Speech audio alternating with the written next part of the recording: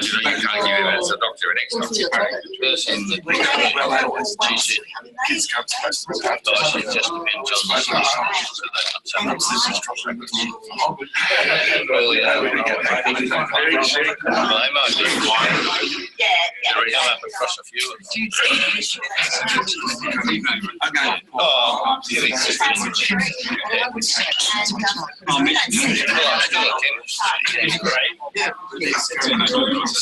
He's been in Sydney,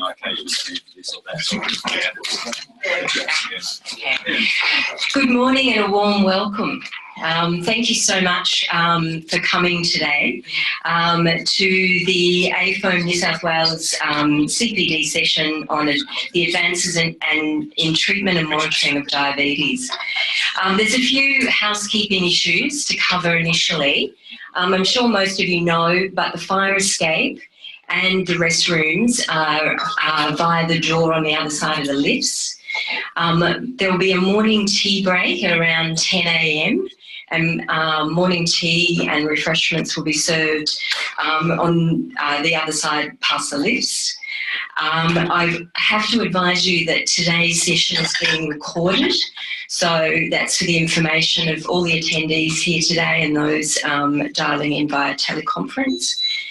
And I also would like to take the opportunity, because this is our first CPD session after the Congress, and as you know, New South Wales hosted the Congress this year, and there was an extensive amount of work performed by local fellows to bring together the AFOEM stream. And I know that there's been thanks in the newsletter, but I really think we should thank in person our local representatives that were involved. Aman's not actually here yet, but he put the annual training meeting together, and there was a lot of work involved in that. Judy and Tim Driscoll were involved, of course, on the organising committee. So I really would like you to put your hands together and give them a big round of thanks.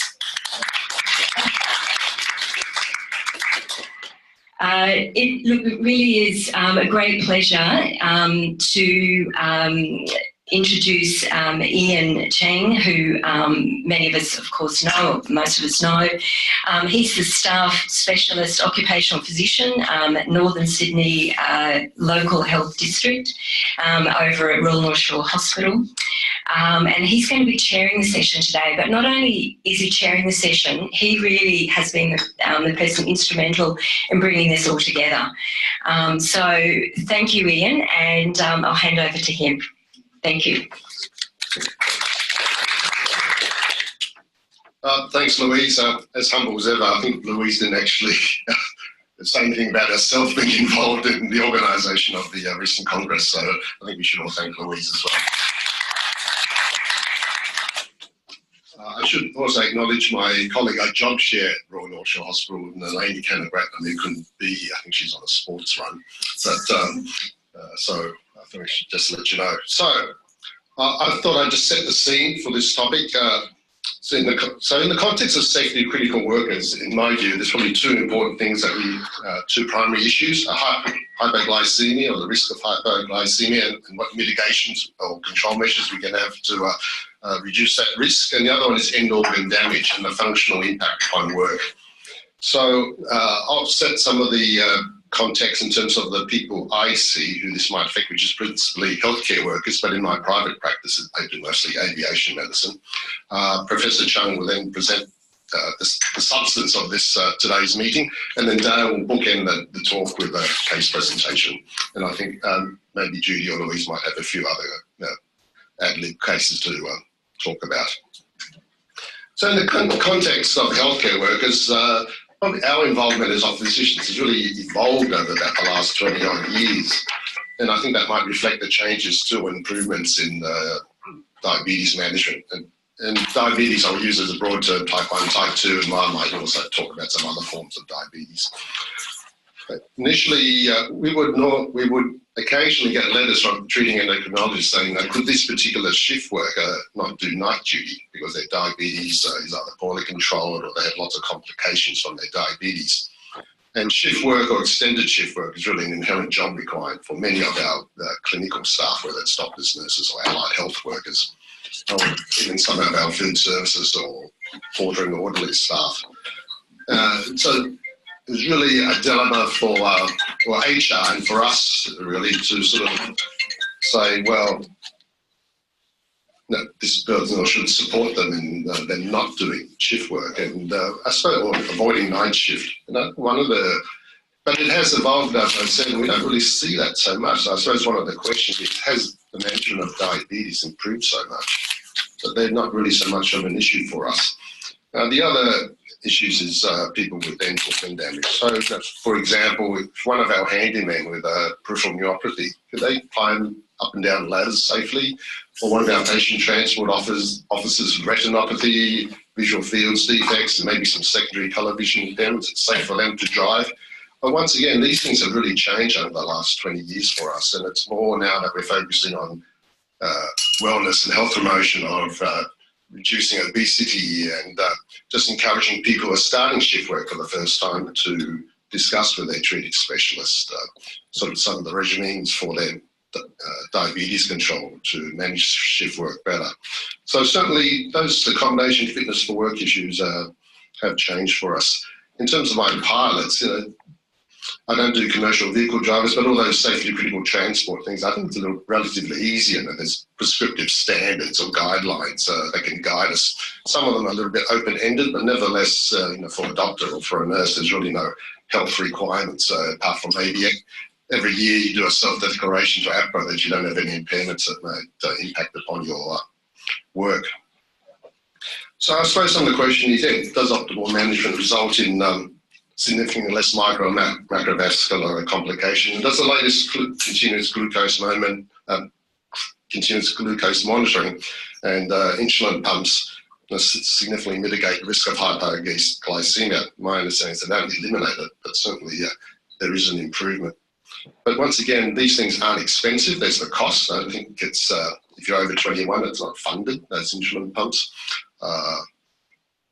So for the working adult population, there is a cost to them. I did see a medical student, final year, pre-intern, who were basically saying he was alternating through his final year using CGM and just using a normal glucometer because the cost of the consumables of CGM was so expensive that he just, when he wanted really good control before his exams, he'd use a CGM, but then at other times he'd just revert to his glucometer.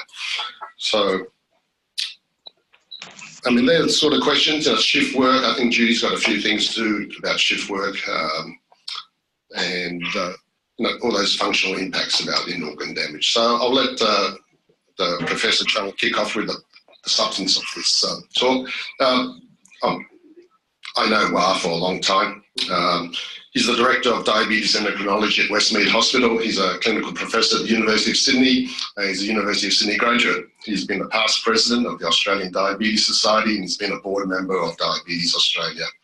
He's been a principal investigator for a number of NHMRC funded research projects, and he's been the lead author or co-author of several position statements regarding diabetes from the Australian Diabetes Society. So in terms of giving us an update on diabetes, we really couldn't get anyone much better. And overarching all these achievements, he's a top bloke. So probably at this point I should declare a conflict of interest because we were the best man at each other's wedding. So without further ado, Professor Wah Chung, thank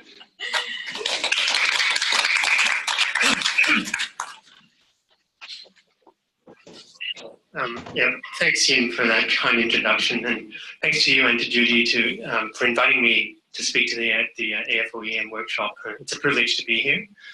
Now let me just get my slides up. I have to get rid of this.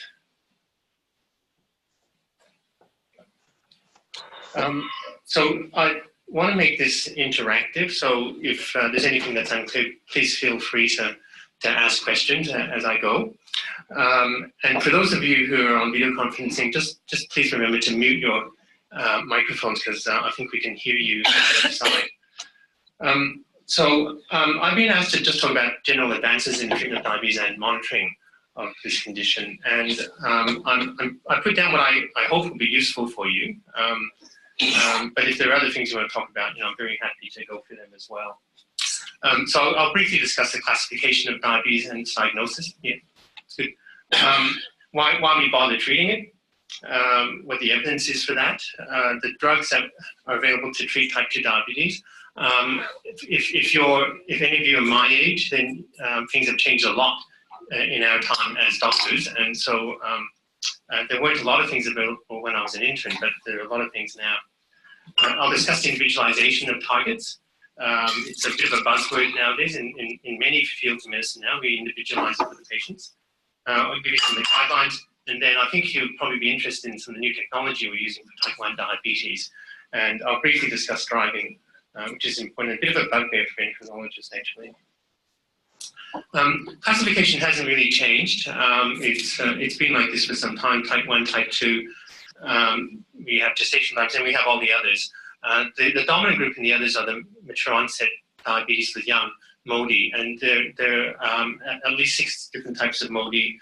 And I think for most of us, you don't really have to know too much about it, but sometimes you may find somebody who doesn't quite fit the mold.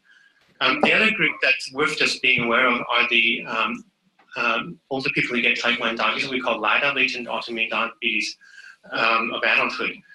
So those people are antibody positive for type 1 diabetes. They do need insulin, but they don't quite behave like a standard type 1 diabetes in that they tend not to get sick quite as often or as easily in terms of getting DKA, but they do need insulin. All right, so about 3 or 4 years ago, we accepted HbA1c for the diagnosis of diabetes. So in the past, you had to do either you had to have a high fasting, random, or a high glucose on GTT. But the HbA1c for the diagnosis of diabetes came into being several years ago, started by the WHO, and then we followed suit about a year or so later. And 6.5 is the magic number here. Now, there are some Medicare limitations as to what we can do, because if you're using HbA1c for screening for diabetes, you can only do that once a year. But when we try to make the diagnosis, we like to repeat the test. So technically, we should actually do it twice and kind of high on 2 occasions before we'd say somebody has diabetes. If the person's symptomatic, then it's fine. You only need to have 1 abnormal test. In fact, what I tend to do now is I tend to do an HbA1c and a glucose, and a fasting glucose, because then you've got 2 tests. And if they're both abnormal, then I don't really have to do anything else. Screening for diabetes. So for type 2 diabetes, there is this score sheet called the OS-D risk, which GPs are meant to use for screening for diabetes. So you look at the person's demographic and clinical background. So if they're obese, what their ethnic background is, the gender is, whether they smoke, a number of factors there. And if the person has a score of 12 or above, then you're meant to do screening for diabetes. I know in reality, people just get an HbA1c because it's easy and people don't follow this very well, but that is the actual guideline. In fact, that is meant to be the requirement for NBS reimbursement for an HbA1c for screening for diabetes, but it's not kind of closely followed. So why do we treat diabetes? I'm just going to show you a little bit of data for both type 1 and type 2 diabetes. So this is the seminal study for type 1 diabetes, the DCCT. It was done some time ago, published in 1994. And this was a RCT where they had 1,400 people with type 1 diabetes. And they were randomized to what we called conventional treatment then, which was 2 or 3 times a day insulin versus what we now call basal bolus insulin or insulin pump therapy. They had certain treatment targets. And so what they found was that over a period of around about 6.5 years, there was a clear difference in outcomes between those who were treated intensively versus those who were treated conventionally. And this is just a slide for retinopathy that I put up here, the graph for retinopathy. And you can see that in terms of people who were retinopathy naive at the beginning, they were much more likely to get retinopathy if they were treated conventionally compared to people who were treated intensively. And This is sort of like the foundation for what we do for type 1 diabetes nowadays, because we look at this and say, well, clearly it makes a big difference. Same can apply to nephropathy as well. So DCCT showed a clear benefit of intensive therapy for type 1 diabetes in terms of microvascular disease. Now, the problem was that because it only went for about 6.5 years, the people were still relatively young. DCCT was not able to show a difference in terms of macrovascular outcomes or mortality. But what they did was they actually continued tracking the people who are in the DCCT. And about 10 years or so later, they published study from the results from EDIC. EDIC is the follow-up study, and that's the slide on your right, looking at CPD. So you can see those who were treated intensively at the beginning. So what actually happened is at the end of the trial, people just, I think they pretty much all went on to intensive therapy if they were willing. But even though they were no longer continuing their originally assigned groups, you can see there's what we call a legacy effect. So having been treated intensively, they're actually much less likely to get cardiovascular disease down the track. And so intensive therapy was about, the risk was about half of getting macrovascular disease. Again, with mortality, the numbers are too small at this stage to show a difference. But I guess if you get less cardiovascular disease, hopefully that'll translate into less or lower mortality down the track. So the general target that we use for diabetes, 7% comes from this. The targets for your finger prick come from this study. As for type 2 diabetes, we have the UKPDS done around about the same time. And so in the UKPDS, they had about 4,000 people with newly diagnosed type 2 diabetes, and they were randomized again to what they call conventional therapy or... yes, so for those of you on video conferencing, can you please mute your mics because we can hear sound from your end? Thanks. So in UKPDS, they randomized newly diagnosed people with type 2 diabetes to intensive therapy or conventional therapy. Conventional therapy was just diet, or they added in oral agents if the person was symptomatic. Intensive therapy was with sulfonylureas, insulin, metformin. On your left-hand side, we have the outcomes for what they call any diabetes endpoints. That's micro and macrovascular disease endpoints. In fact, most of the endpoints that were reached were microvascular disease because the study really didn't go long enough to show difference in macrovascular disease outcomes. But there was a difference in microvascular disease. So microvascular disease, means retinopathy or nephropathy. The curves don't separate a lot, but they do separate. P-value of 0.029. So that showed that for type 2 diabetes, that intensive therapy did make a difference to their microvascular complications. Again, in UKPDS, which in a similar manner to the DCCT, they followed up the patients at the end of the trial, and then another 10 years or so later, they published the follow-up study, and here we are seeing a difference in all-cause mortality. Right? So after about 20 years or so, there was this legacy effect. For those who were treated intensively, they were less likely to die compared to people who were treated with conventional therapy at the beginning. So these two studies really form the foundations of modern diabetes therapy. So we aim to get glucose levels down to certain targets, HbA1c down to certain targets, on the understanding that we will reduce microvascular and macrovascular disease in the long term. It does come at a cost, and this is a slide that I find very useful to show people. So on your left-hand side, we have the risk of retinopathy by HbA1c. So you can see that as the HbA1c rises, the risk of retinopathy increases in pretty much an exponential manner. But if you look at the other graph, you'll see that the risk of hypoglycemia is the exact opposite for complications. So the lower your HbA1c, the less complications you get, but the higher the risk of hypoglycemia. And so this is always the dilemma that we face. How tight do you want to get the control when you know that at very tight control, there will be a high risk of hypos. But the other thing is that when you get HbA1c down to around about 6.5 70s, there are diminishing gains. So you're not going to bring the patient's HbA down from, say, 6.5 to 6. There is a reduction in risk, but the benefit is very small, but your risk of hypos goes up quite sharply at that point. Okay, so a little bit about the pathophysiology of type 2 diabetes. I think you all know that what happens is that we have insulin resistance in type 2 diabetes. When I was medical student, I actually thought that was the main abnormality, but in fact it's more than insulin resistance.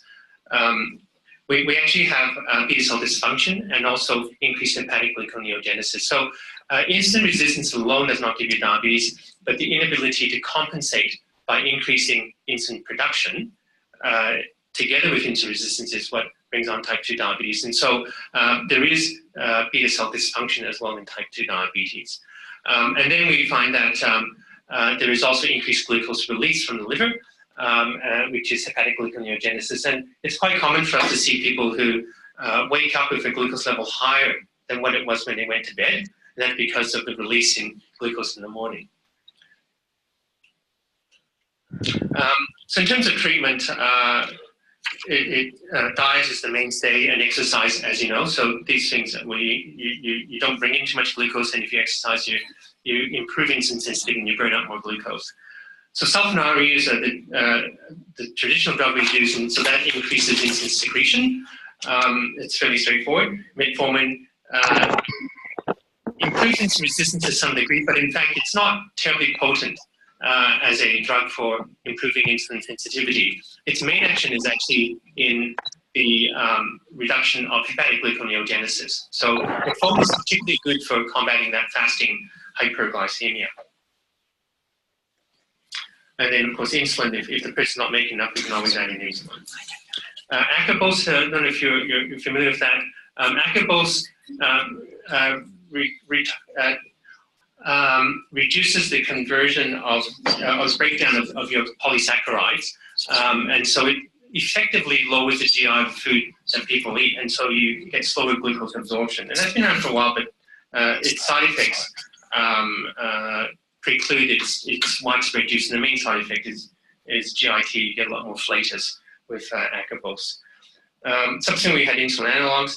And then about 20 years ago, we had the TZD, thiazolidinediones, which was specifically for the reduction of insulin resistance. But they got a bit of a bad name because one of the drugs, rosiglitazone, was associated with adverse cardiovascular outcomes. And even though the other drug, pioglitazone, has been shown to actually improve cardiovascular risk or mortality, people tend not to use a lot of TZD nowadays. So I'll talk a bit about the new drugs, because I think these are the things that are being used very widely now, and we all need to be aware of the new drugs that are being used in type 2 diabetes.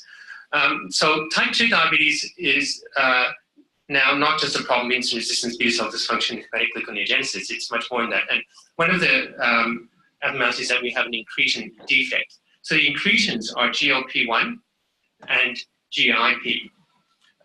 So what these hormones do is that they increase glucose-stimulated insulin secretion. So if you eat, you have more incretin release, and it actually potentiates the release of insulin from the beta cells.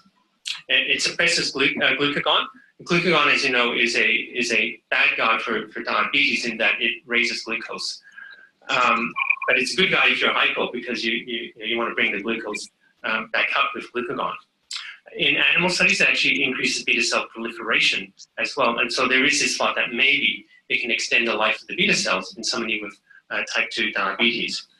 It has an effect on reducing satiety and reducing gastric emptying. So patients, there is an appetite suppressing effect. So people tend to eat less. Switch them off. Yes. I'm sorry to interrupt. We've been trying to deal with it at this end, but there is someone that is dialed in that has not got their microphone on mute. And so we're hearing all your micro movements and your watch and a variety of things. So can you please check and make sure that everyone has their mics to mute? Thank you.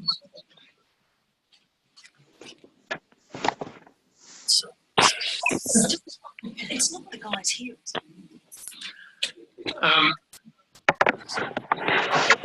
I'll continue. Let's Us turn them off. It sounds like it's quiet. Okay. Okay. The other well, it's actually a catalyst related to increases of DPP4. So DPP4 is the enzyme that breaks down the incretins, and so that's another important thing to know, because now we have DPP4 inhibitors, which reduces the breakdown of one's endogenous incretins. So in type 2 diabetes, there is actually a deficiency in incretins. And so therefore we get decreased GLP action as well. And so we can balance that out by actually giving a GLP-1 agonist. So these, GLP-1s in terms of GIP, you can actually give that as an infusion, but it's got a very short half-life, so really it's not practical as a therapeutic agent. But the agonists have long half-lives, and so therefore they can mimic the action of the endogenous GLP-1s and of endogenous GLP-1, and therefore be useful in a therapeutic sense with once a day or twice a day or even weekly injection now. The DPP4 inhibitors reduce the breakdown of endogenous incretins, so they extend their half-life, but they're a lot less potent compared to the GLP-1 agonists. The other new agent that we have on the market now are the SGLT2 inhibitors. And so, as you know, the kidney filters glucose, but a lot of that glucose is actually reabsorbed in the proximal tubule. So under normal circumstances, we do not excrete glucose through the urine. Now, SGLT2 is the main transporter that inhibits this. So that supports this, and we can inhibit the SGLT2, sorry. So SGLT2 is in the proximal tubule, and 90% of glucose going through the nephron is reabsorbed through SGLT2. There's 10% that's reabsorbed by the SGLT1. Now, if we inhibit this, then the glucose does not get reabsorbed at that point and comes out in the urine. So effectively what we find is that you reduce your glucose threshold, your glycosuria threshold, from around about 12 to around about 6 or 7. So normally we don't excrete glucose until the glucose levels are fairly high, but SGLT2 brings that, SGLT2Is bring that down, and you get glycosuria at a much earlier stage. Now, the SGLT2Is and the GLP-1 analogs are not just effective agents in bringing down glucose, but they're also very important because there have been some large cardiovascular trials that have shown that they reduce cardiovascular risk. And nowadays for the FDA, they actually require new therapeutic agents for diabetes to actually show differences in cardiovascular outcomes. It's not good enough to show that it lowers glucose. They actually want to show improved endpoints. And so there are all these mega studies that are being done looking at cardiovascular endpoints for people with diabetes on new agents. And so this is the EMPA-REG, and so I've just pulled out a couple here to show you. EMPA-REG is a major study that was published about 3 years ago. And in this study, there were about 7,000 people with type 2 diabetes who already had some cardiovascular disease, and they were randomized to treatment with empagliflozin, which is Jardiance in Australia, or placebo. And they were treated with the normal diabetes agent. So the aim was not actually to have better glucose control, but this was just on top of whatever they were getting for glucose control, and the doctors were free to treat the patients as was necessary for good glucose control. And what they found was that patients who were treated with empagliflozin, as opposed to placebo, had a reduction in CV death, non-fatal myocardial infarction, non-fatal stroke, which is the primary outcome. That was about a 14% reduction in risk. In terms of all-cause mortality, there was actually a 30% reduction of SGLT2 inhibitor therapy versus placebo. That's a big difference in mortality and in the primary outcome. So these drugs are now very popular for people who have diabetes and cardiovascular disease, because you're killing 2 birds with 1 stone in effect. There is also very similar data for the GLP-1 analogs. And this is the LEADER trial, which was using liraglutide, which is an agent we have in Australia, but it's actually not on PBS, but you can actually, it is approved. This study, there were 9,000 patients with type 2 diabetes at high CV risk, treated with either liraglutide or placebo. And we had a very similar result here in that there was about a 13% reduction in the primary outcome of CV death, non-fatal MI or non-fatal stroke, and a 15% reduction in all-cause mortality. So both of these new classes of agents have been shown to not just reduce one's glucose levels, but also to reduce cardiovascular risk and mortality. They've sort of been escalated in the paradigm for the treatment of diabetes now. And originally they were both like third-line agents, but they're moving up the pyramid now. So when you look at the treatment options for diabetes, it's now very confusing. So we've got all these different ways of doing it, and I should add in the bariatric surgery as well, which I won't discuss today. And I think it's no wonder that GPs get a bit confused because there's so much choice. And for each of these drugs, there are usually at least 4 or 5 different agents in each class. So it's hard to remember it all. And you'll find that most endocrinologists only prescribe one of each class, because otherwise it's very hard to remember the details. Okay, so just in terms of differences, from an occupational and health medicine point of view, probably the main thing you want to know is what can cause hypoglycemia. So the ones that can cause hypoglycemia are really just sulfonylureas and insulin. The others don't cause hypoglycemia in isolation, but of course, if your patient is on a sulfonylurea and you add in something else that lowers glucose, then hypoglycemia can occur. Or if one is on insulin and you add in something else, hypoglycemia can occur. But alone, the other agents here don't tend to cause hypoglycemia. In terms of efficacy, they're all very similar. You get a 0.5 to 1.5, 2% reduction in HbA1c. Generally, you'll find that there's a bit of a range because it depends on the study conditions. The higher the initial glucose level, the more you'll lower the HbA1c. And that's pretty much the case irrespective of what agent you use. Insulin is perhaps the one that stands out a bit as being able to lower HbA1c by as much as you want. So it is more efficacious than the other drugs, but you just have to keep on dialing it up. But that's not necessarily a good thing because if the patient's not totally compliant with diet, you keep on ramping up the insulin, then you're just going to make them put on weight. Okay, and so I'll move on to individualization. So as I said, nowadays we like to individualize people's targets. We have said that the general target is less than 7%. And in fact, a few years ago, the International Diabetes Federation recommended 6.5%.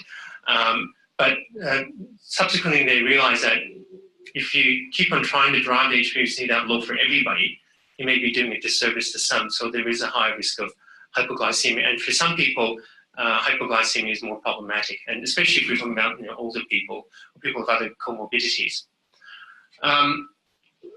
We like to have tighter control. Can you see that? Yeah. See, for people who have relatively early diabetes or diabetes that's relatively easily controlled, we tend to be a little bit more aggressive in driving down the HbA1c. And so, for example, if somebody's on metformin or just lifestyle, you really want to try to get their HbA1c down to around 6%. And you can say if somebody's got an HbA1c of 6.8, they're on 1 tablet of metformin a day, say 1 gram. Well, I wouldn't be terribly satisfied with that. I would probably push it up to 2 grams and try to get their HbA1c down a bit more. Or I should preface that by saying I would like to get them to exercise more, lose a bit more weight and eat healthy first. And if we can't get them down that way, I would increase their medication. So we aim for tighter targets for those with early diabetes because you got much greater gain. And if you're only on things like metformin, the risk is extremely small. However, on the other end of the spectrum, if somebody has more advanced diabetes with complications, if they're elderly, if they've got comorbidities, then the risk of tight control increases. And so we would tend to be a little bit more liberal with their targets, and we may accept an HbA1c of, say, 8%. Or in people with limited life experience, there's really no point worrying about HbA1c at all. and you would just want to avoid symptoms of hypoglycemia. So for patients with limited life expectancy, I do the HbA1c sometimes because I do want to make sure that they haven't got excessively tight control. So if their HbA1c is around about 6-ish, well, I would probably drop back their therapy. So just a bit of a clue that they may actually be treating their diabetes a bit more aggressive than what's necessary.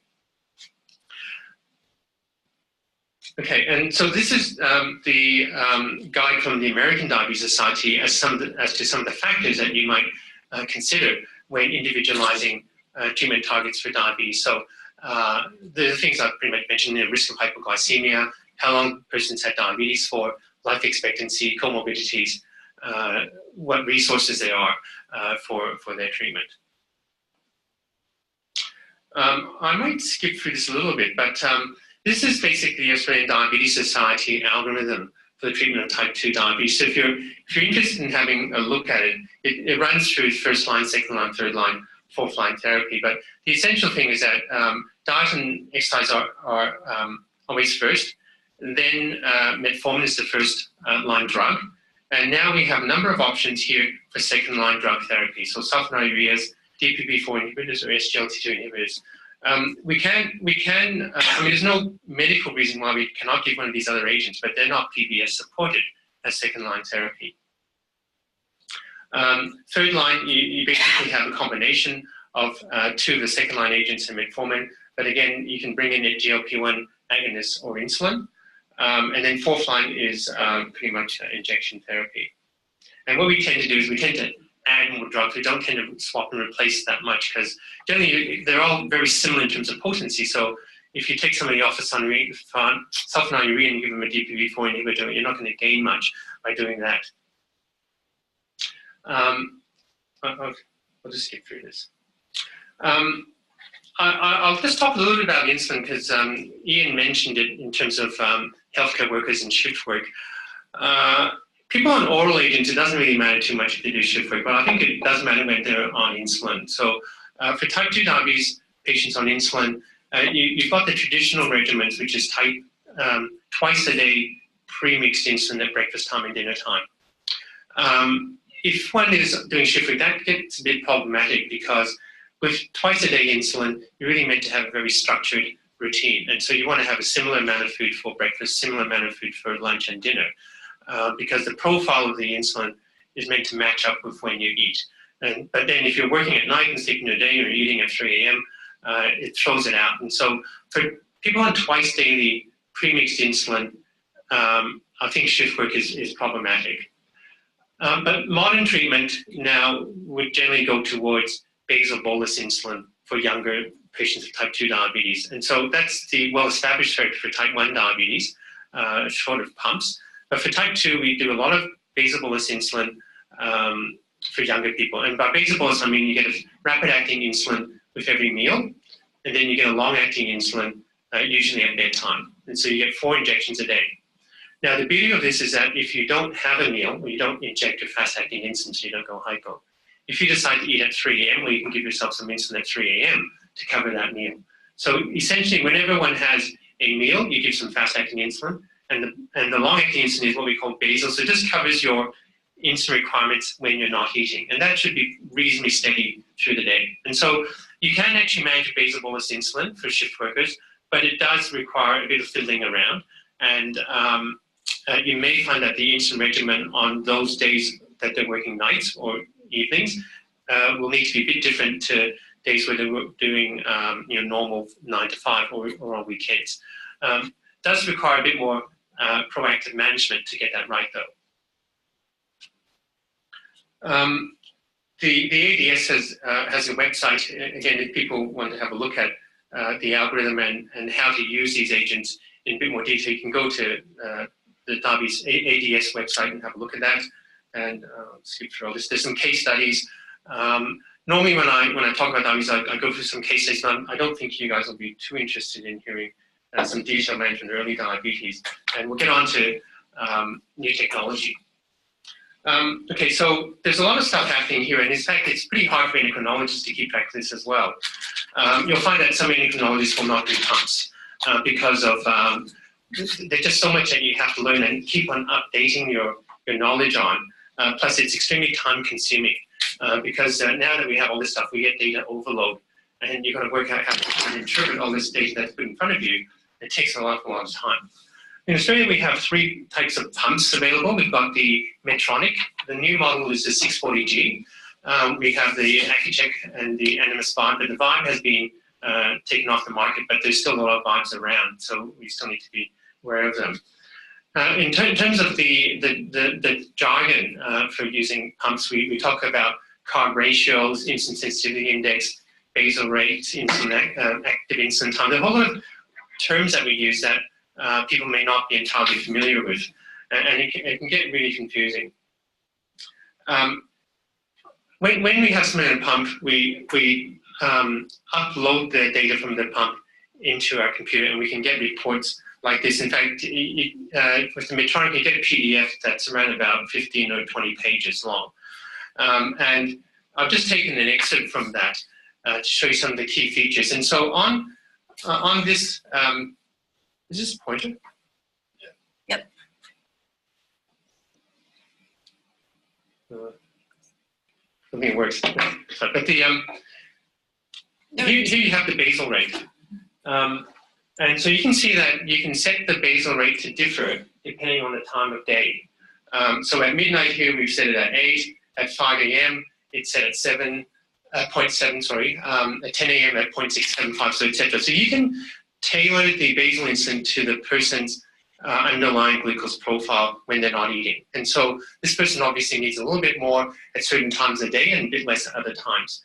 And you can see that the increments can be very small. So we can vary it by 0.025 of a unit. Whereas when you're giving injections, you can only vary it by 1 unit, or if you've got a demi-pin, you can do it by half a unit. But you can really fine-tune the insulin. And so what you want to do is look at the profile, and you can adjust it here and there to try to flatten out the glucose curve. Then carbohydrate ratio here is the amount of insulin that you want to that you'll give based on the amount of carbs that one's eating. And here, for that person, it's 18 grams of carb they would give 1 unit of insulin. It's from midnight to 11 a.m. At 11 a.m., they would give 1 unit per 16 grams. At 1500, they would give 1 unit per 19 grams. So you can see that we need to do a lot of training so people can calculate their carb intake to the gram. Normally you think about serves, which is 1 serve is 15 grams, but here it's very, very precise. And if you can't work out how much carb there is in what you're eating, well then it's a bit of a problem. You can do this all mentally in your head if you're very good for maths, but the pumps all have these inbuilt calculators or wizards, which you plug in the amount of carb you're going to eat, then they'll calculate the amount of insulin you're going to get based on the formula that's plugged into there. The insulin sensitivity is for what we call correction. So if one's sugar is higher than what it should be, then this can be used to determine how much extra insulin you need to bring the glucose level down to your target. And the target is set on the pump as well. So all of these calculations are done by the pump. And so you just need to plug in what your glucose is and how much carb you're eating. And then the pump will work out the right dose for you and it can be delivered. But there still has to be a human factor here in working out what numbers we should put into those tables there. And that's based on people's profile. And so you can see here, this is a typical profile based on blood glucose readings for somebody who's on a pump. And so they have to input all their glucose readings, and then you can see that this is a bit all over the place. But you can get a general idea of the pattern. And so we have to try to interpret that to make some sensible adjustments to one's insulin. You can get it in the logbook form here. So in this table, you get the glucose levels that the person's put in, the carbohydrate they've eaten, the amount of insulin they've given, time of day, a whole lot of factors like that. And so it can get all very confusing if you're not used to looking at these charts. But pump therapy has clearly been shown to improve outcomes for people with type 1 diabetes. So this is a meta-analysis, a little bit old now, but I don't think any of the newer studies show much difference in terms of the outcomes. So essentially, you can see that HbA1c outcomes favor pump therapy. So they clearly do help improve one's HbA1c. Now, there are a whole lot of new pump options coming online now. The Cell Novo there is what we call a patch pump. So you can see it's just a very small pump there, and it's controlled by a little reader device, and so that the reader will tell that patch pump how much insulin to give in terms of the basal and the boluses, but you don't have a larger device strapped onto your belt as you do with the Medtronic pump, but just a little thing that's stuck on the Velcro onto your arm and then a short bit of tubing. There's now the Omnipod, which we don't have in Australia yet, which is basically just a very small unit that just goes on one spot. Again, there's a little cannula that goes underneath the skin, and that delivers the insulin, and that's controlled by an external device. So with Bluetooth technology, we're able to do a lot more now. The Medtronic 670G allows, actually, well, 640 and 670G allow you to do continuous glucose monitoring, but there are some CGMS devices that are not attached to pumps, and this is the Dexcom or the Guardian Connect. And so essentially you have a sensor that goes subcutaneous, a transmitter that sends a signal to some sort of device that reads it. So this can be a reader, or it can be your iPhone, and if you got Dexcom, it'll even work on your iPhone watch. So they link into all sorts of other Bluetooth type devices. And if you got the Medtronic, then the glucose readings are displayed on the pump itself. So it's an all-in-one unit. So I've shown you some data for pump downloads. Now when we get CGMS downloads, it gets even more complicated. So this is some of these CGMS profile when we upload the data from their sensor. And you can see the traces on the top there for every day. And you can see it's pretty much different for each day. But again, you got to try to make sense of that. And you'll see that there's some days where there's some dips like this. These are the things we worry about. These are hypos. And there's some days where this person's gone quite high. In fact, if you look at this trace here, you can see it dropped and then it jumped. And that looks to me like this. On this day, the person gave a correction which was too much, and so they went hypo. And then through treatment or by suspension of the pump, they had a rebound and it jumped back up again. And so you get all this data, and then you get all the means and stuff. And I don't like looking at means so much because it doesn't tell you the individual day patterns. And you can look at what it was before and after meals. There's a whole lot of stuff you can look at. So when you have somebody who's on a CGMS sensor as well as the pump, you get an extra 6 or 7 pages of material on your PDF. So you can get the logbook view, or you can get individual day tracings on the bottom here. So you can look at all the readings if you like. Okay, I don't think you need to go through the details of that. Now, the low glucose threshold Suspend pump is very useful. So I alluded to suspension before. So essentially, these pumps, if you have a sensor that gives you readings to your pump, it can turn your pump off if your reading gets below a certain level. So you can set glucose Suspend at, say, 4. And so if the glucose hits 4, pump stops.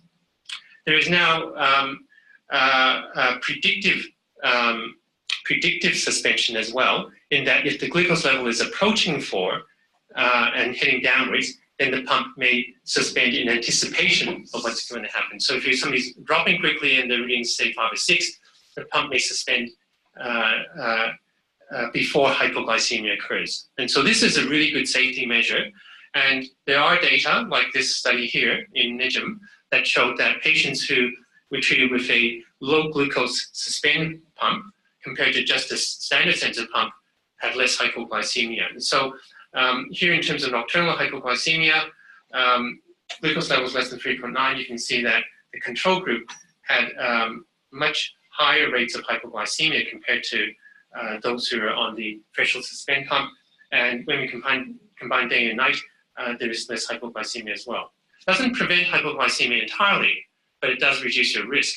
But you can change your settings. So if somebody is particularly prone to hypoglycemia, you can set to Suspend at a higher glucose level. So instead of 4, you might say set at 5 or 6 or whatever you want to set it at. So, but you have to bear in mind that if you suspend the pump, then there's no more insulin, and then the sugar is going to rise. And so we do run that risk of then rebound hyperglycemia. So you don't want to suspend too often at too high a threshold either.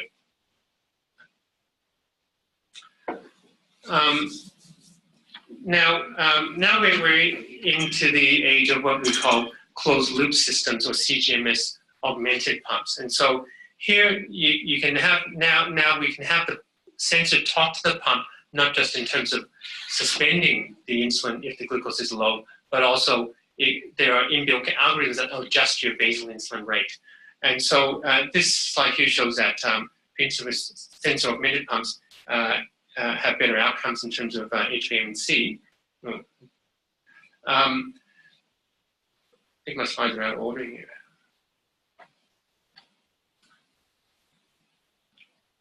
Sorry, they're a bit out of order here. Okay, so this is a closed loop system. And so this is a 670G, which we don't yet have in Australia, but in America it's now available. So essentially this will alter your basal insulin rate depending on what the glucose level is. So there's some very algorithms that allow us to do that.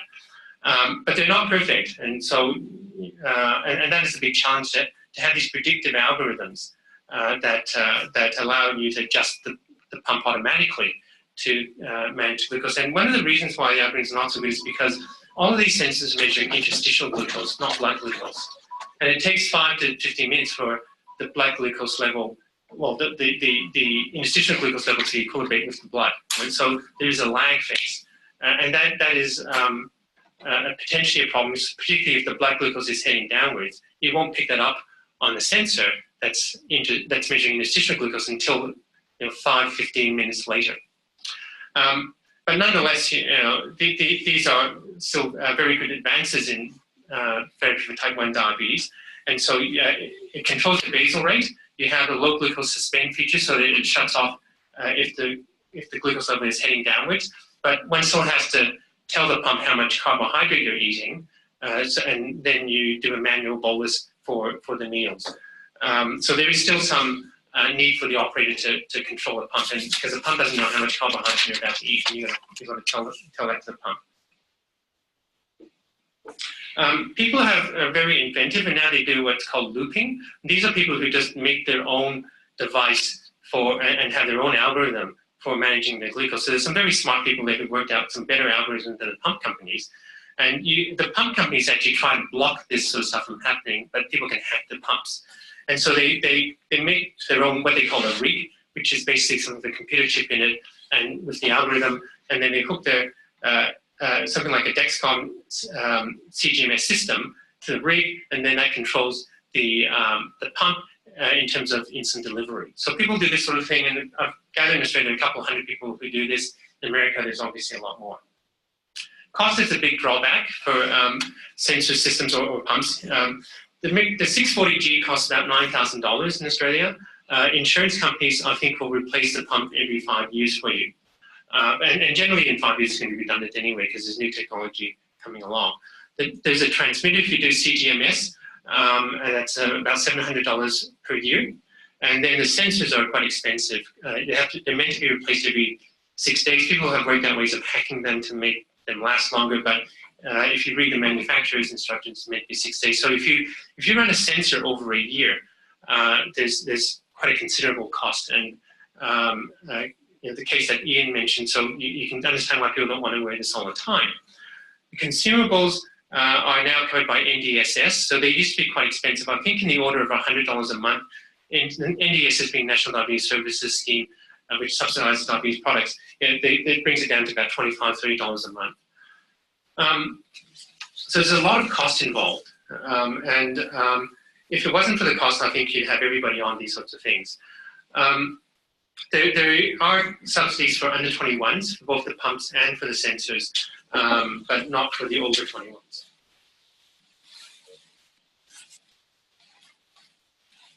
Now I'm going to talk a little bit about flash glucose monitoring because this is a new thing that everybody's interested in. In fact, I've got a little demo model here. So you can pass this around. So essentially we have a disc which you put in a subcutaneous tissue under your arm, and then you Bluetooth this across, and you get a reading.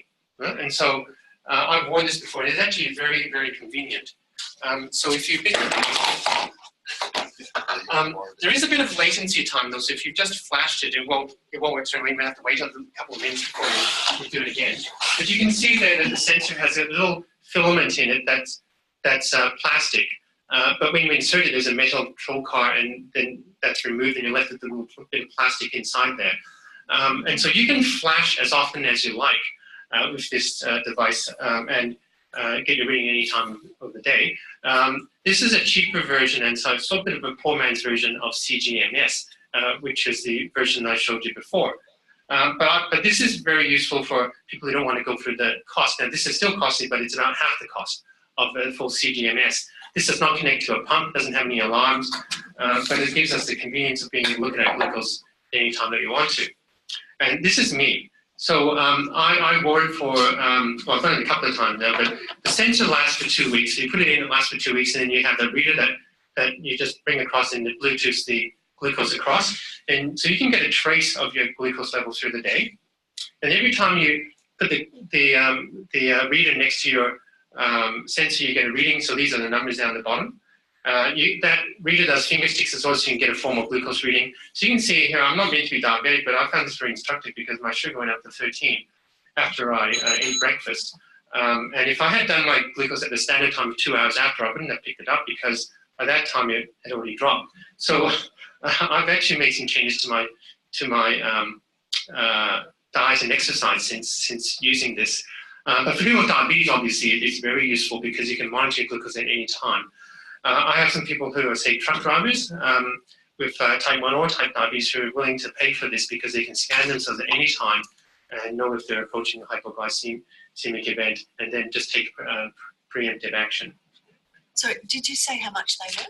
You said half the price, but I'm not sure how much. Yeah, so the price is $92 per sensor, $95 for a reader.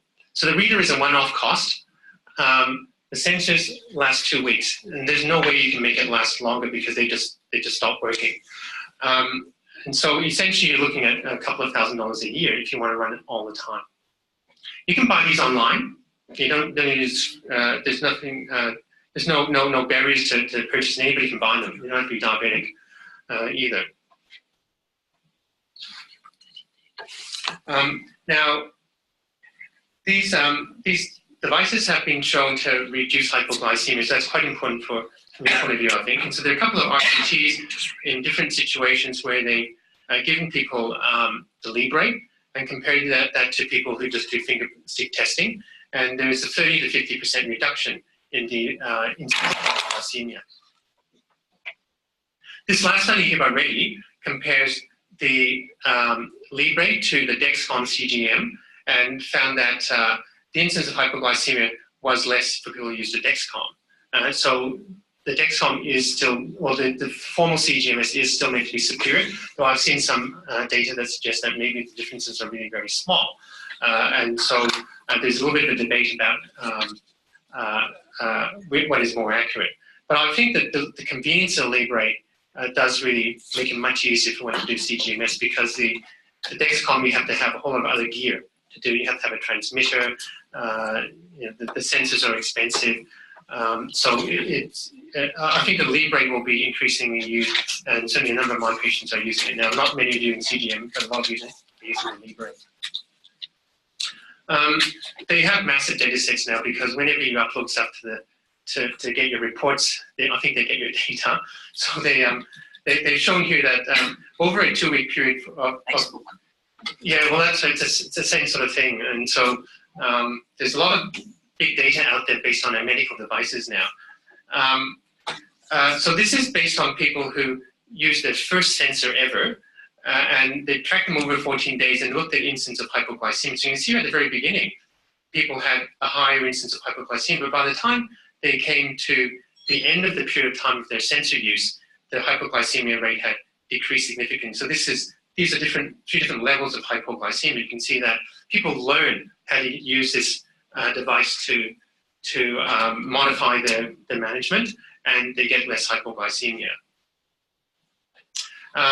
There are papers like this which talk about the potential use of Libres to prevent hypoglycemia when driving.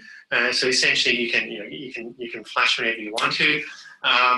This particular study here showed that even we say people should check their glucose level before they drive if they're on insulin, and we say above 5 to drive. But you could be 5.1 and heading downwards. If you just do a single finger stick test, you don't know which way you're going.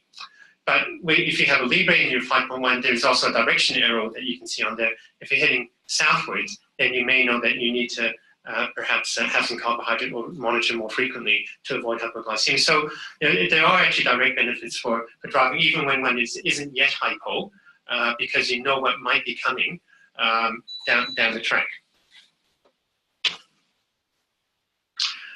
So I'll just spend the last couple of minutes on diabetes and driving. And you guys, I'm sure, will be much more familiar with this than I am. But endocrinologists find this problematic because a scenario that I'm often faced with is that I get a truck driver who's coming around referred by the GP for the very first time, never seen him before, and they say, sign this. And so then they don't have all their tests, they're not doing glucose monitoring, and and I have to say to this guy, well, I can't sign off on your drivers, and you've got to go and get do some finger stick testing for me and get an HbA1c and all that sort of stuff. And then if you're no good, then I'm not going to sign it. So it's I'm going to treat you face this all the time because their livelihood is dependent on this, and they're a big guy facing you, expecting you to do something because they were told that you'll just sign this form. So it's difficult. And in fact, if you read the diabetes and driving, fitness to drive booklet, it says you're meant to have 3 months with finger stick testing, and so delaying somebody by 3 months is really very, very problematic. And often we often don't have that requirement. If they can show me some testing, that's okay. I'm usually happy to sign off, unless I'm really worried that they're actually having hypos. So you know about the conditions here. It's actually the same for commercial versus non-commercial, except that for commercial drivers, then you have to be seen by an endocrinologist. So essentially, they're worried about hypos, where the driver gets them, whether they have warning signs of hypoglycemia or not, whether there are any in-organ complications. There used to be that HbA1c requirement. It had to be below 9%. So the data supporting that is very poor. And I think the reason why the 9% was there originally was because the endocrinologist involved in it had something to do with the railway authority, and for railways it was 9%, so we brought the same thing in for driving. But having said that, I actually found that 9% useful as leverage for people, to get people to improve the diabetes control, because virtually every truck driver I saw had an HbA1c above 9% when I said, I'm not going to sign this until you get it below 9. Virtually every single one of them managed to get it below 9. So I've only had one guy where it's been problematic, but every other one has managed to do it. So, it's actually an opportunity for us to improve their glycemic control. But honestly, if your HbA1c is 9.5, even 10, I'm not sure it's really going to affect your ability to drive. At very high HbA1cs or severe acute hypoglycemia, sure, it can affect your concentration and focus. But in general, it's not an issue. So the NDSS booklet about Hype to Drive and the assessment of fitness to drive, they say very similar things in terms of advice to drivers. Basically, test your sugar before you drive, make sure it's above 5, test your sugar every 2 hours, carry something sweet with you in case you get hypoglycemia, and have some ID with you as well. So this is, there's not a lot of data, but this is one study that's looked at the risk of crashes with HbA1c, and you can see that at high HbA1c there actually wasn't much of a risk of crashing, but at low HbA1c, presumably because of the high risk of hypoglycemia, there was roughly a 3-fold increase in having crashes. Okay, so I think that's it from me, but I'm happy to take any questions at this point, or you want to have a break, we can discuss things afterwards. I think a couple of questions while we've got it fresh in our mind. Sure. I have 2 questions. With the insulin suspension, presumably it requires all the same actions from the individual. Now, is there a period after suspension, if the individual doesn't take appropriate actions, that the sugar can continue to drop due to any bolus that has already been injected? Yeah, so the insulin is infused subcutaneously, and so therefore you will find that insulin will continue to be active for a period of time. And we say that if you alter the rate of insulin, you're not going to see the effect of that for an hour or 2. Right? And so when we look at the basals, when you transition from a sort of low rate to high rate or vice versa, it doesn't take effect until an hour or 2 later. So therefore, if you wait for the person to become hypo before you stop the insulin, they may continue going more hypo in that period of time. Mind you, it's better to stop than not to stop. If you don't stop, you can go hypo at a faster rate and perhaps get more hypo. But that's why the predictive suspend is very important. So as the glucose is coming low, you suspend it before you hit the stage of hypoglycemia. I think that makes a big difference. And the second question was the subsidy for the pumps for people under 21, given that they've started on that technology, for those people then, does it continue into adulthood? I don't think so. Oh, really? Yeah. Oh, okay. So, I guess you want to buy your pump before you get to the age where it's no longer subsidised. And get the gear at least, but then for the ongoing support, there's nothing after the age of 21. Wow. So so they're committed and have otherwise not managed their diabetes in a more traditional sense. So it's a problem if they can't afford it. Yeah, I mean it's a major issue because I mean people who look like if one of us were to have type 1 diabetes, we probably could afford to get all the gear and look after ourselves well. But if you're socially economically disadvantaged, there's no way you can afford this stuff. Thank you. Yeah, I'm just thinking of a middle-aged, overweight type 2 diabetic. That you've looked at the diet and so on. You probably start metformin, you've increased the dosage to a maximal level. You may start a second agent, and then you may start perhaps a third agent. There's obviously a reluctance to start insulin in patients. Do you often take them to a third agent before you might start insulin? I do, and that's often because of the patient's reluctance. I mean, from a medical perspective, you can start insulin early. In fact, there is data that very early starting of insulin can send a diabetes into a bit of a remission, but people don't like that idea. What I've found, though, is that if I prescribe Byetta, because it can support weight loss, people are actually much more interested in having that as injection therapy. They don't actually mind injections that help them lose weight, but they don't like injections that control their glucose. I just wondered, is there anything happening in the sort of smartphone apps kind of space and things that they attach to their phones? Yeah, there is a lot. So as I said with the Dexcom, that CGMS system can Bluetooth to your iPhone or your iWatch, and so you can see your glucose displayed on your watch. So that is definitely happening. I think for the other pump or sensor companies, they're all linking it to your other smart devices. So it's going to happen increasingly. But are there also things around that may not be appropriately sort of designed and manufactured that are out there that people okay. So there's a lot of stuff that guides you in terms of insulin therapy. So I've talked about carbohydrate ratios and insulin sensitivity index. So you can do all that sort of stuff without having a pump. So for example, you can work out how many grams of carbohydrate you're eating, and then give a dose of insulin appropriate for that amount of carbohydrate. You can do that in your head, but there are now apps that will calculate it for you, and they'll also factor in what your glucose level is and add a correction factor based on insulin sensitivity, so you get a little bit more if you're high, a little bit less if you're low. So there are a lot of apps that do that sort of thing for people. But there's a huge number of apps, and some of them are just people who are enthusiasts who've done their own thing. Some of them are endorsed by some of the diabetes organizations. You have to be careful, obviously. There's some things that may not be that good for everybody. Okay, so we'll have some time for some more questions in the session after morning tea, and we'll just go and get morning tea now, which is in the usual location, and we'll come back around about 10:30. Thank you. Sharing. Yeah, it's really good. Thank you. Yeah, really good update. Yeah.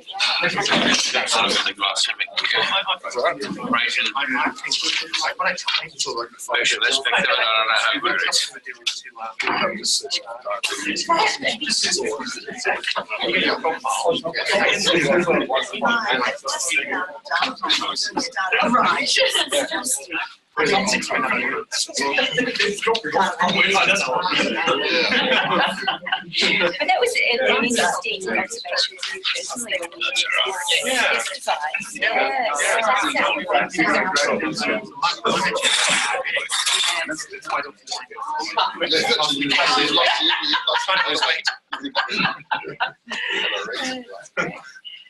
Sorry. Do you use insulin vital together? Yeah, there's no problem with that. From a cardiac risk factor, it's quite high by it. Or is it? It reduces your cardiovascular risk, or at least there's the First, she was Yeah. on Viator originally, then Yeah. she went to something that's caused by cardiovascular. So she was taken off the Viator. Oh, no, On the it's table Um, before, I it's- just grabbed my stuff and information. That So, should reduce cardiovascular risk. So if you come back to Because they control it. Because she's got we've done some biggest training to get Yeah, out. yeah. she takes Lantus now, yeah, right? Plus act rapid before her needs. So her HB is around 7.5, and it's so that's not too bad. But you see, this is Loretta, which is like Viagra. So this is because different drug, same class, and there's a reduction in cardiovascular risk by having liraglutide. So I would get it to take it. And in fact, there are studies that show that, at least in animals, that giving a GLP-1 agonist at the time like so look, maybe they just took a guess because she had an arrhythmia. She was recently put on this drug, and maybe there's a relationship. But I don't think there's any evidence that it causes adverse cardiac events. so if she were to go back on. I've talked to Yeah, to her endocrinologist. Yeah, so there may be other reasons as well, but that's one option. Professor Wong looks after this. Cynthia. Whereabouts is she? She's at RPA, associate professor. She's- Oh, and Gencia. Yeah. So one option is to give her back, and put her on SGLT2. So like Jardiance. She's taking Jardiance. Jardiance. Okay. So it's, and that's and so that's still beneficial. He should have been to that. I think weight is problematic. And because she can't exercise much. Yeah. She very interesting though. She had an ablation for atrial flutter, so it was starting with the and after that she had to go. So she had that ablation. Then she was diagnosed with fibrillation, and this time last year she was getting single attacks. Right. So we thought we'd do an ablation. Unfortunately, she had anaphylactic shock to uranium when they were put to sleep. So they had to abort the procedure. Some unknown reason, because of part of the research or whatever, she was free from IF for 7 months. But in the last 5 weeks, maybe 3 or 4 days, she goes into rapid IF. She obviously got to go back. So I'm just wondering, and so exercise is an issue, but she's got to take it to she's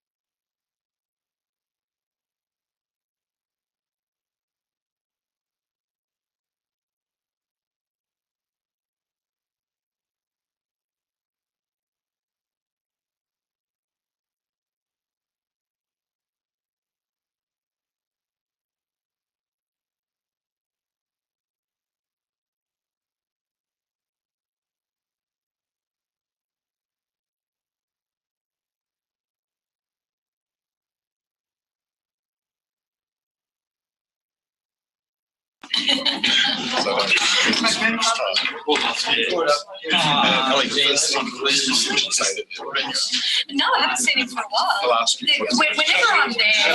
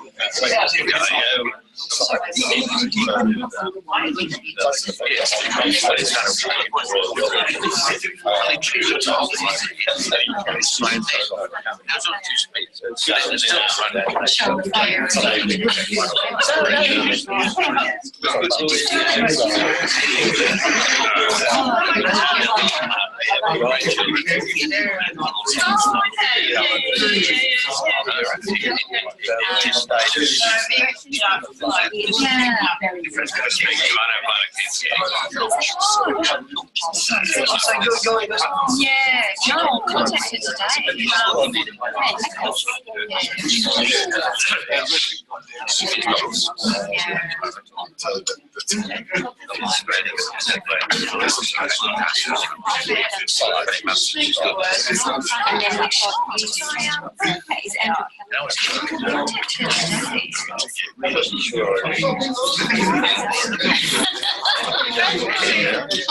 thank you.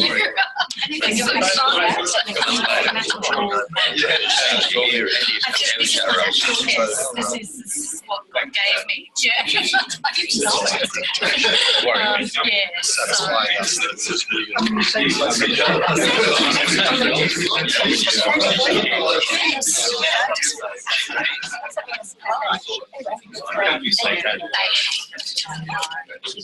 I never saw it Okay, welcome back everybody. So once again, I'll just gently remind those who are video conferencing to turn your mics to mute to question time. Thanks. So I'd just like to introduce Dr. Dale Cole, who's an occupational environmental physician working for Sonic Health, who's going to, as I said, book in this meeting with a case discussion, case presentation. Thanks, Dale. Thank you. And I'd like to express our thanks to Professor Trung, of course, for a very excellent update and presentation. Today, I'd just like to talk about diabetes. I guess from a safety criticals perspective, I guess that's the topic close to all our hearts, being a group that we probably see reasonably often. This particular case, he's a train driver. He's currently 57, and he's been diabetic since the early 2000s sometime at some stage, and has been on insulin since about 2008, 2009. He's got a lot of background issues. He's got a history of hypertension and dyslipidemia, for which he is on medication for both. And he's also had a work-related spine problem, for which he's had a fusion, from which he also made a good recovery. Mobility's been good. He's been a driver for a while, but we first ran across him in 2009. And at that stage, he had the profile as noted above. He was a bit overweight. Lipids weren't great. He tends not to be all that compliant with his medication and diet. Risk score was quite high. And his diabetes was also sort of so-so. A1C 10.6%, sugar 5.8. He's been seeing one specialist for a few years, and that was the specialist that provided the initial report. And his, I guess, summary comment was his control wasn't ideal. His sugars were at a high monitoring level. He hadn't had any significant hypoglycemic episodes, and he had no target organ damage, and he was said to have good hypoglycemic awareness at the time. His initial treatment was on diet and oral medications, and his exercise generally consisted of using a treadmill for up to an hour a day. And at that stage, his endocrinologist, I believe, added Lantus as a split dose. And that was all adjusted, got his diabetes a bit better. And he was temporarily unfit because of that diabetic control, but was eventually passed fit. Later on that year, he was reviewed by the same endocrinologist, and Nova Rapid, a shorter-acting insulin, was also added to the regime.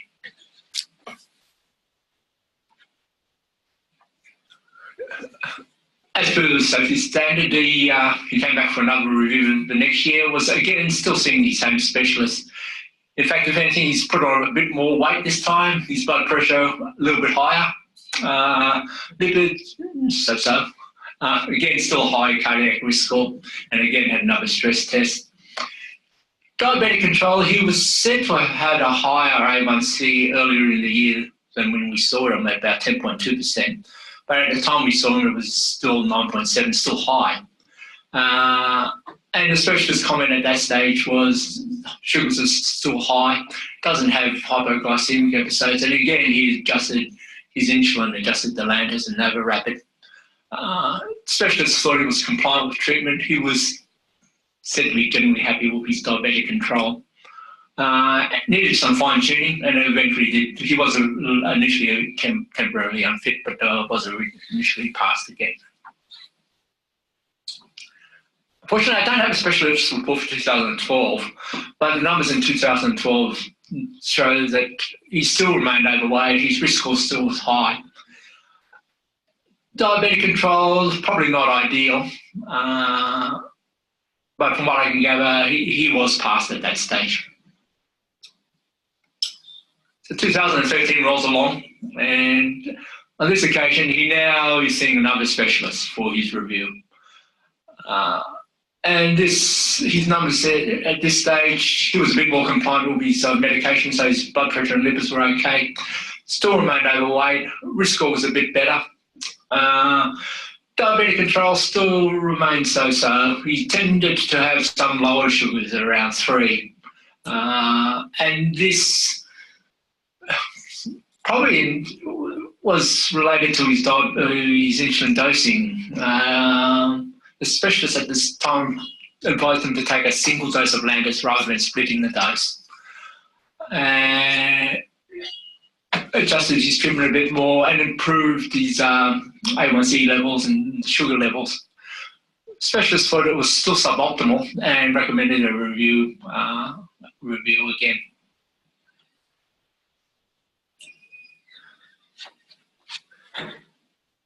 We didn't have any reports following that second specialist review, and he didn't resurface until the next review in 2014. And on this occasion, he now sees a third specialist. I must admit, with a lot of the train drivers, they tend not to see a single specialist on a regular basis. They only tend to see it when forced to, generally at the time that they need to take their rail safety assessments. So he sees the third specialist. Number-wise, lost a little bit of weight. Risk score wasn't too bad. Diabetic control still wasn't great. Sugars was a bit high at 9. A1C was high at 9.5. He was said to have his diabetes monitored by his GP with sugars running between 5 and 7, with occasionally it drops to about 3 to 4. Still said to be hypoglycemic aware. He was having some difficulties managing his diet. He was said to have liked his food, was having difficulties balancing his food, physical activity and insulin, especially given he was working shift work. But the specialist at the time thought he was fit for work, advised for increased self-monitoring. One of his hypoglycemic episodes at the time, he should have stopped at 3, but he gave a reason of having a late lunch. Was advised for weight management and a review in 12 months. 15 was the last time we saw him. I saw his file. And at this stage, he again saw a specialist, but this was now his 4th specialist. This one seemed to take a lot more proactive role, and he saw this specialist on 3 occasions, at the start at 9 months and then at 12 months. Again, he remained overweight. Sugars not ideal, A1Cs fluctuating a bit all over the place. Was said to be 7.5% earlier in the year, then went to 9%, and at the last review went up as high as 11.5%. He was said to have he was making large adjustments in his Lantus dose, and this was causing a lot of glycemic instability. His exercising still remained on a treadmill at about an hour a day, still said to enjoy his food. Had random sugars as high as 14, was advised to increase his sugar monitoring and to try and avoid sort of large fluctuations in his Lantus dose changes. At the last review at 12 months, a report was provided saying his control was getting poorer, he wasn't compliant with monitoring, he wasn't really compliant with his diet or exercising. He was taking a lot of insulin injections and his sugars were bouncing all over the place. So at that stage, he was made temporarily unfit pending better control and increased stabilisation. So essentially, we have a train driver, and this profile is not that unusual for certain groups of train drivers. With fluctuating control, and this seemed to relate to a poor understanding of his treatment, particularly his latest dosing. Difficulties adhering to a diet. He liked his food. Shift work made it difficult to balance his diet and carbohydrate loads. Self-monitoring was running hot and cold a bit. He had no regular specialists. He's seen at least 4 over this period of time. And his weight tended to be on the increasing side rather than the lower side. So he's had periods of being unfit during this time. He'd make an effort to improve his control and then he would be made fit again, and it seemed to be a pattern over the period of time that we saw him. If we disregard the years, if we now look at him under the 2017 standard, the standard now talks about 5 major points for those diabetics with insulin. Talks about diabetes being satisfactorily controlled and the person being compliant with treatment. No history of severe hypoglycemic events over recent years. Having hypoglycemic awareness. Being on a treatment regime that minimises, that's the risk of hypoglycemia. And the absence of end-organ effects that may affect working. If we look at it from his case, is he satisfactorily controlled and compliant with treatment? I guess that's a question mark. It increases compliance when it comes to the time of his rail medicals. Hasn't had any history of severe hypoglycemic events. He does get periods of hypoglycemia, and these appear to be related to his diet. Said to have hypoglycemic awareness, although over time there may be a question mark over that. And his treatment regime, his sort of large adjustments in insulin may not minimise the risk of hypoglycemia, and to date we don't have evidence of any target organ damage. But yeah, it's a case that probably a lot of us run across. Is he fit? Do we continue his current pattern of periods of unfitness versus being fit again? I guess that's a quandary that we all face to some degree. Is there any questions or anything at this stage that anyone would like to ask? There, Louise. Yeah, I just wondered if he'd stayed with the same GP and also whether there'd been any involvement from diabetic nurse specialists Sure. or any community-based. Don't know about the GP. There were mentions of the GPs throughout this, but it didn't seem to indicate if there was just one. From my knowledge, didn't attend any sort of education processes or any sort of hospital clinics for education.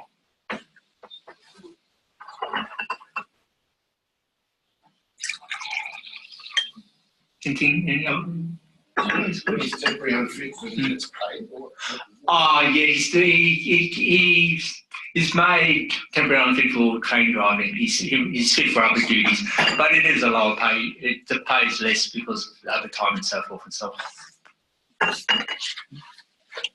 take it this is something that, despite him being unable to sustain his substantive position, the employer just continues to support this pattern? Not in all cases. If there's evidence that it's clearly uncontrolled over a period of time, and that level of control doesn't seem to be improving, the standard talks about a 12-month period if you don't meet the standard of being unfit. So some of them have been made permanently unfit, with those with long-term poorly controlled diabetes. Just a quick question about sort of other things related to diabetes, so his other risks. So his cardiac risk score is still 9%. So what's the standard for rail in terms of cardiac risk scores? The risk score, when it's elevated, he'll go under a stress test. But if the stress test is negative, then he meets it subject to a annual review. But the risk score is high in this case. Dale, I just had a quick question. You mentioned that he had progressively increasing weight over time. Did we end up assessing him for sleep apnea? No, I don't think there was. I don't think at any stage he met the targets to be assessed for sleep apnea. Thank you. David. Yeah, I suppose there's probably some case for the carrot and stick thing about some obligatory education and input by a dietitian. I suppose do you think in this case that would have been useful? Oh, absolutely. I think there probably could have been a lot more education and better management. Whether he was willing to undertake it, that's another issue. Professor John. Yeah, so every time he's made temporarily unfit, does the specialist then subsequently say after a few months that he is now fit? So has that happened every time? Yeah, they provide. He's asked to provide an additional report from the specialist after a period of review, as specified by the specialist. So if the specialist advises 3 months review, then we would ask him to get a report in 3 months. And once the specialist is happy about the level of control. Yeah, so every time he's passing on the second goal. Yeah, except for the last time. There's just two questions. Well, so in terms of management, is this a scenario for that bolus basal regime? I think he already is on basal bolus. It's not rapid. For the middle and Lantus at night. But I suspect that's not the problem. No. The second question is, I think whether it's a pump or whether it's just traditional injections or using continuous glucose monitoring, I think there's a degree of cognitive ability to interpret results, apply your investment in your own disease and managing it. And I suspect that for some people, put it politely, it's all a bit too complicated or a bit much for them. I mean, from your perspective, do you have sometimes you just don't have the ability to get involved in all this complex? Yeah. So maybe I'll comment on this person specifically. Then I'll talk about cognitive ability and the use of pumps, etc. But if you refer this person, I'm afraid I do get this sort of person turn up once in a while, and I've already alluded to difficult conversations we have with people. But if we break this down, is he satisfactorily controlled and compliant? Well, I can't say he's satisfactorily controlled most of the time because his HbA1c often runs about 9. Is he compliant? Well, I only have the patient's word for that. So the patient says, I'm giving my injections. Well, I can't say he's not, though I suspect he's not. And one of the clues is that I think Dale already said that he seems to comply better when he's due for medical assessment. So you see his HbA1c sitting up around 9 or 10, yet his glucose levels every time he turns up for a review is pretty reasonable, 6, 7, 8-ish. So that's discordant, and so that's a bit of a clue that he's only sometimes compliant, and in fact he can be compliant and he can achieve good levels because he's had an HbA1c of 7.5. So it's actually doable, but he, for whatever reason, doesn't do it all the time. So that first criterion there, I can't say he's satisfactory control, and I can say the patient says he is compliant. That's probably what I would write down, because how else can I tell? I don't think he's had any severe hypos, so that's okay. He doesn't have hypos a lot, so hypoglycemic unawareness is not really an issue. Hypoglycemic unawareness tends to occur in people who have a lot of hypos. So if you get them recurrently, then it dulls your response to hypoglycemia, then you become unaware. And for some guys who's high most of the time, it's unlikely. Is he on a regimen that minimizes the risk of hypoglycemia? Yes and no. I mean, in the end, you need to monitor. And so from that point of view, he's probably not monitoring enough to minimize his risk, but then he's not really aggressively treating his diabetes, so he's not at high risk of hypoglycemia. His problem is more of high glucose levels. So I think his long-term problem is really the last thing, that he's going to get complications at some stage that's going to affect his risk of driving a train. The risk of hypoglycemia at this point is low. Now, what I sometimes see happen is that we have people who are not terribly compliant. The doctor escalates the insulin, trying to bring the glucose levels under control, and then suddenly, for whatever reason, maybe he's somebody's, like an OHS doctor or an endocrinologist saying, well, you really have to bring this sugar under control now. They suddenly become compliant, yet they're using those high doses of insulin, they suddenly do it and then they go hypo. So that is a risk for some guy like this, because his insulin dose may have been escalated such that if he were really to have that and comply with his diet and exercise, he will go hypo. So I don't think I can pass this guy because of criteria number 1 at the moment. But I may say, come back in 3 months, we'll reassess it.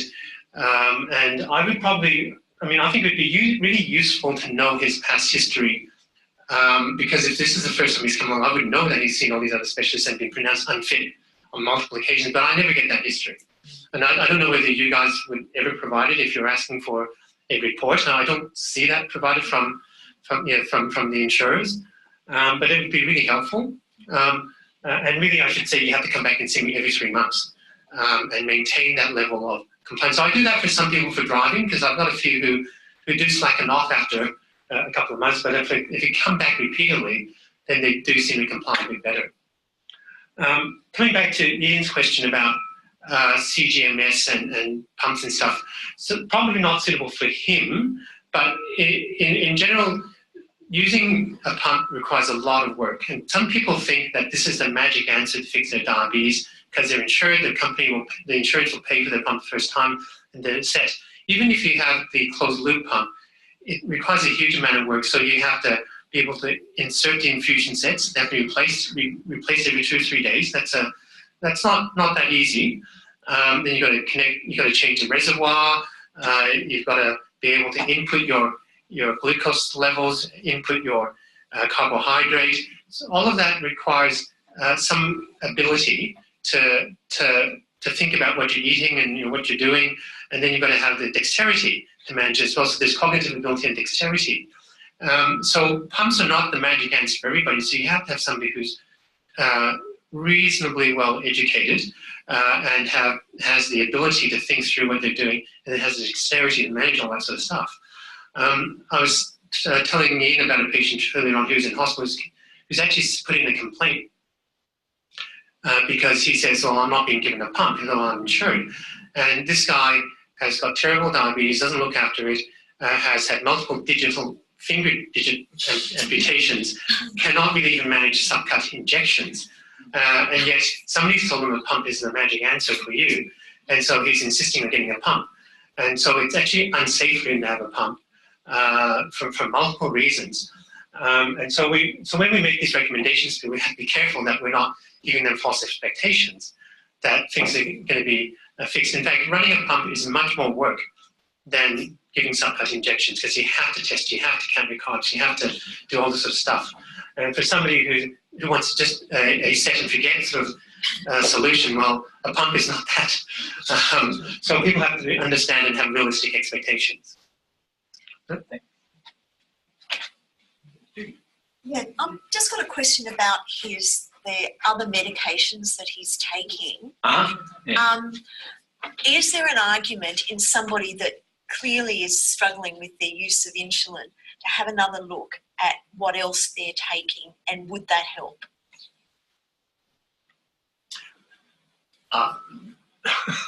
He's on oral medication. I can't remember. It was just on some cholesterol meds and blood pressure meds of no particular. No, sorry, I'm talking about his oral diabetic medication. Is there a case for re-looking at that in somebody like this who's struggling so much with his insulin? Going back to the algorithms that you were suggesting earlier, at what point do you revisit that and say, hey, wait a minute, can we do something different with this person? I think he needs a single specialist, a single GP and a single specialist, someone who can get on top of his history. I think he's probably been juggled around a bit. But I'd be interested in Professor Trunk's comments. So. Yeah, no, I think absolutely you need to review his treatment, but it's very hard if this is the first time you see somebody, they're on insulin. You'd have to be fairly brave to stop their insulin because for all I know, he may actually really need it. Yes. But I think in reality, he's probably not having it regularly. It may well be that he can manage with oral agents, and the treatment has changed over the years because that was 2009 he was first seen. Yes. And so it may well be that he could, say, have Byetta, as a twice a day injection, or even the weekly version Bydureon, and that would be a lot easier than giving him 4 injections a day, which I'm sure he's not doing. You may want to put him on SGLT2 inhibitors. So there are actually different options now, aside from insulin, and you may find if he's compliant with the alternative, then you'll actually get better glucose control, maybe better weight reduction as well. And so you make it easier, maybe he'll improve. But then, you don't know until you try. Sure. But there is a case, I guess my question is, there is a case for stepping back and having another look at this, because it just doesn't sound like it's on a positive trajectory from what's been described. Yeah, and I think that just requires somebody to actually get to know him a little bit and take that brave step of stopping the insulin and doing this, because if you got somebody who's on significant amounts of insulin, which I'm sure he is, you don't want to suddenly stop 100 units of insulin. No. And potentially this person may become very hyperglycemic and sick. So, but once you get to know him, if you realize he's probably not really having it anyway, it's not a big deal to stop it, and then we can try the other options. Read. Yeah. In terms of delineation of roles and responsibilities for this man's care, do you think that the fact that he needs to see an endocrinologist every year for his rail medical is taken as some kind of signal from his GP that they don't need to refer him to an endocrinologist because he gets one every year with his rail medical? And and how would you address that? Because I think he really needs a treating endocrinologist. Oh, he does. A lot of them only monitor their diabetes when their rail medical comes along, and they see the GPs generally at a medical centre or something, so they have no regular treating GP either. And a lot are happy with that process. A lot aren't interested in getting a regular GP or a regular endocrinologist, and only do this because it's mandated under the standard. It's unfortunate. It's an unfortunate thing, but yeah, that's the fact. That's what happens. Now, are you able to mandate something like this to have an HbA1c every 3 months or so and have that maintained under 9%, for example?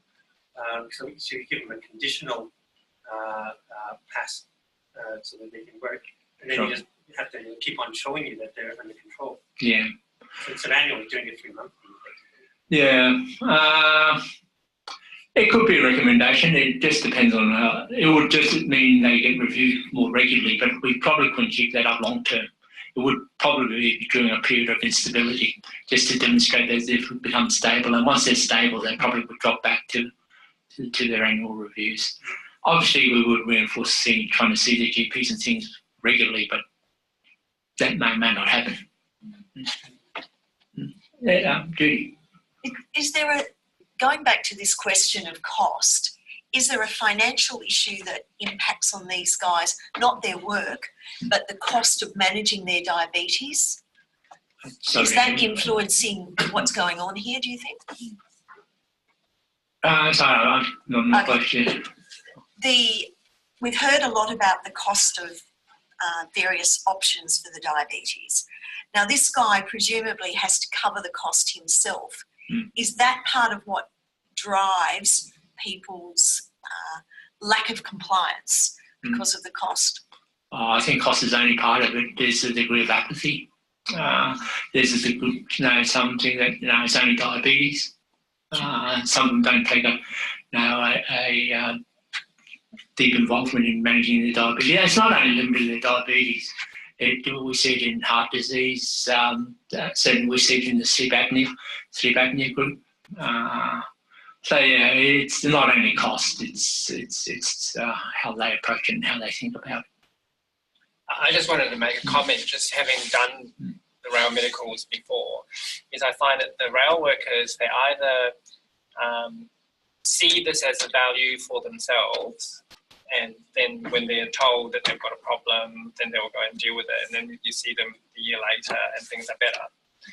And then there's a whole die-hard group who keep coming through constantly as fit subject to review, fit subject to review, fit subject to review, who, even if you tell them, look, this is for your health, your cholesterol's 7, for your benefit, you need to do this, go to your doctor, you write them letters to take to their doctor.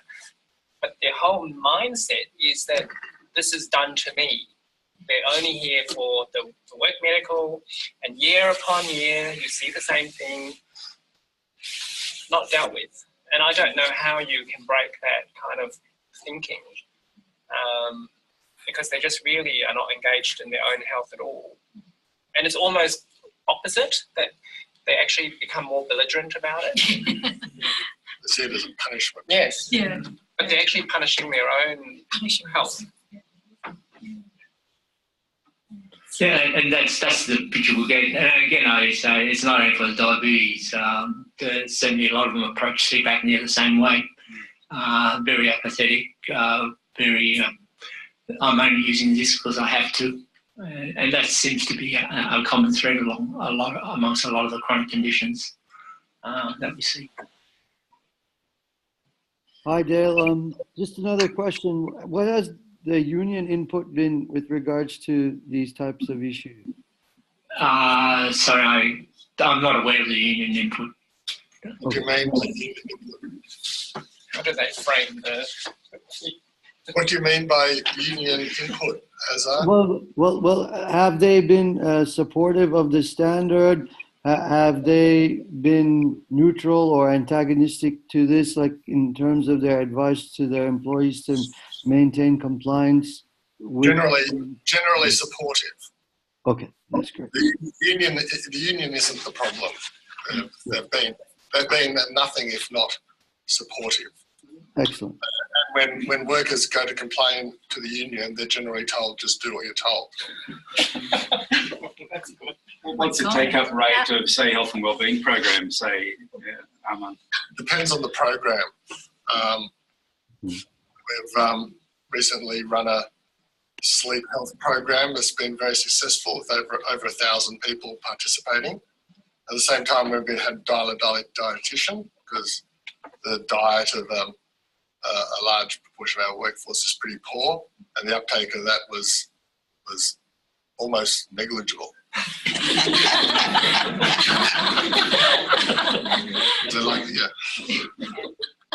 Most of them know what to do, they just don't do it.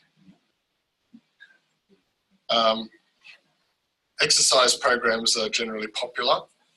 Health checks are popular. Flu vaccinations popular. The sleep program is popular. Psychological problems are becoming more popular. Not problems. They are becoming more prevalent, but psychological programs are becoming more popular. But the diet really didn't go anywhere. So we haven't yet looked into reasons for that. See if there's a better way of communicating or selling it. But the way we communicated and sold it was exactly the same way as we communicate and sell all our other programs. So I'm surprised if it was a communications issue. I think it's maybe it's just dietitian not being something that our workforce sees as for them. Dietitian, maybe that's seen as something for people who want to a different subset of the population perhaps sees dietitians, not them. The only other thing worth mentioning about all of this is that they're paid their master roster for 6 months after their medical if they're unfit. So there's no financial disincentive to get to having a recommendation of being temporarily unfit.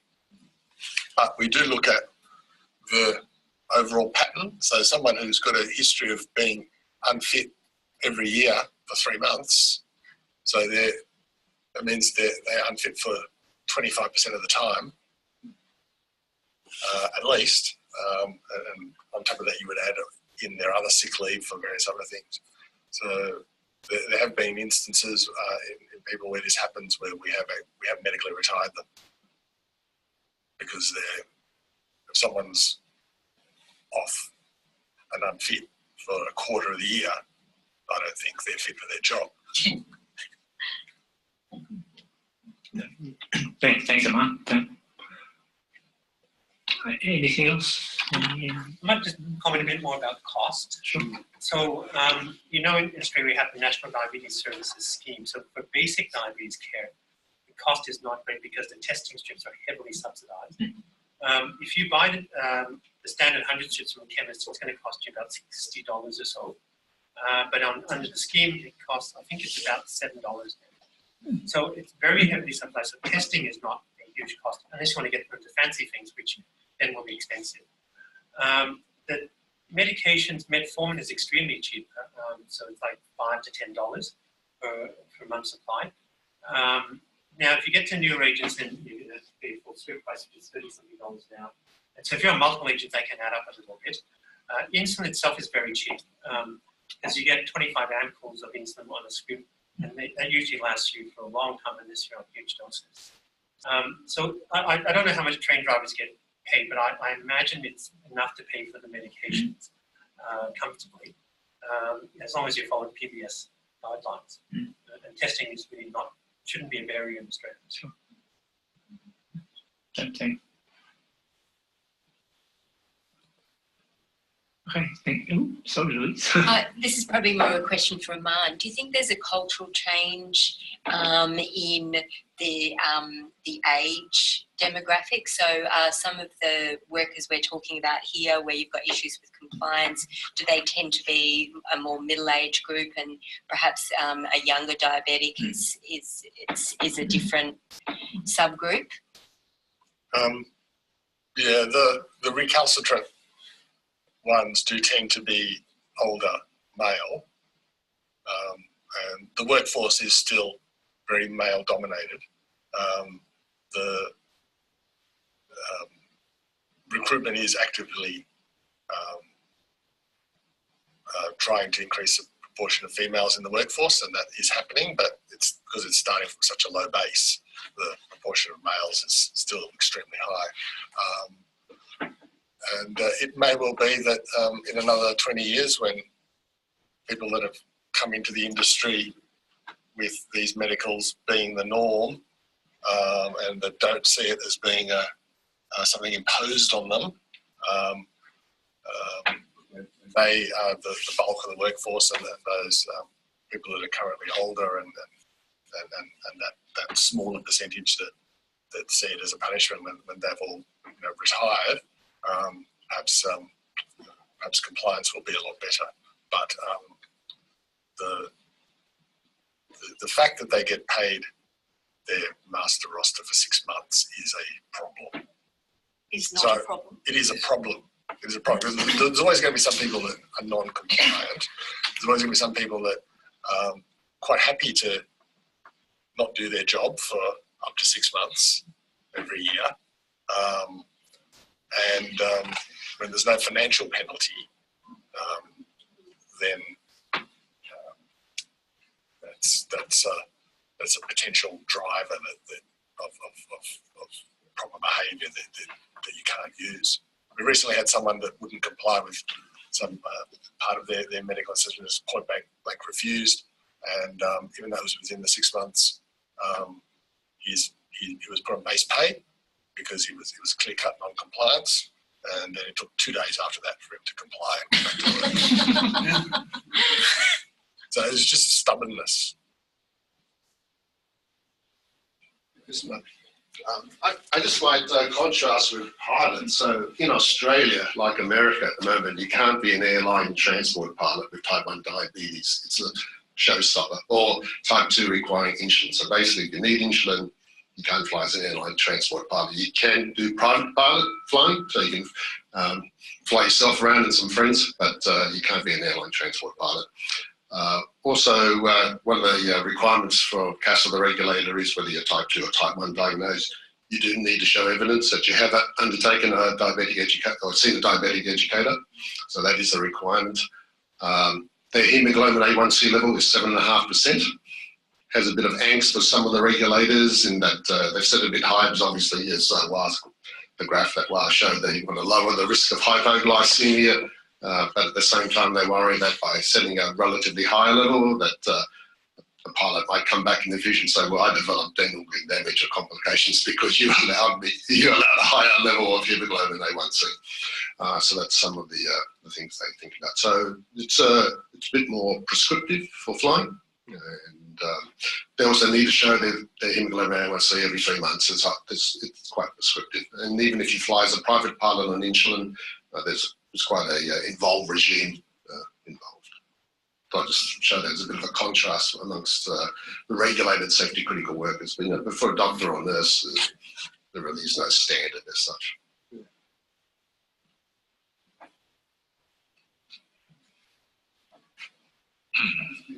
Yeah, my question is actually to Professor Chong about the non-regulated environment.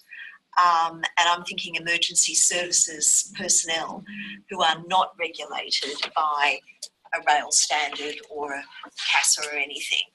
And in terms of how do you determine what's reasonable when you don't have some of these criteria to rely on? And I'm thinking particularly where I work with New South Wales Police, where they're not governed, even though one would assume they're safety critical, they're not governed by a regulation like this. And I think that's true also in the fire brigade, isn't it, Ree? Yeah, I mean, yeah, we've taken a risk assessment approach because they are in a public safety officer position, and yeah, so we've taken that approach. Yeah, well, it's a difficult one. There's no right answer here, I think. And so what we generally do is you have a conversation with the person, of course. And so from a medical perspective, you want to get their HbA1c down because you know that reduces risk of complications. But if it does compromise your ability to work in some way, either because of a higher risk of hypoglycemia or some other factor, then you may relax the target a little bit. I feel like that 7.5 that Ian was talking about for the airline pilots. Often, the increase in risk between 7 and 7.5 is probably not huge, and that's something that we might accept. But then as you get higher and higher, then you're going to have more and more risk of complications of diabetes. And in the end, it's going to be the patient to decide what they're happy to accept when there is no legislative requirement. And we can just guide them, but it's challenging. The ones who do care about their health, you'll find that no matter what sort of work they do, whether it's shift work, whatever difficult environmental situation, they can actually manage, I find, if they're highly motivated.